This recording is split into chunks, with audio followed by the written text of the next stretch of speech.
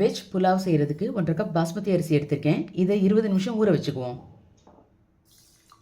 ஒரு கடாயில் 1 table spoon எண்ணெய், 1 டேபிள் ஸ்பூன் நெய், பட்டை, கிராம்பு, ஏலக்காய், மிளகு, நட்சத்திரப்பூ, காட்டு ஏலக்காய், பிரியாணி இலை, ஜீரகம், பெருங்காயத்தூள், 2 மீடியம் சைஸ் வெங்காயம், கல் உப்பு, இஞ்சி பூண்டு விழுது,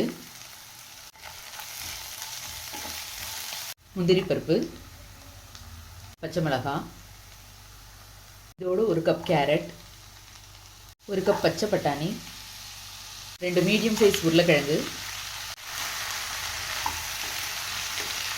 பொடிசா நறுக்குன புதினா, கொத்தமல்லி. எல்லா வெஜிடபிள்ஸும் 2 நிமிஷம் நல்லா வதங்கட்டும். இதோட 3 கப் தண்ணி. தண்ணி கொதிக்க ஆரம்பிச்சிருச்சு. ஊற வச்ச பாஸ்மதி ரைஸை சேர்த்துக்குவோம். 10 நிமிஷம் மூடி போட்டு மூடி வச்சுருவோம்.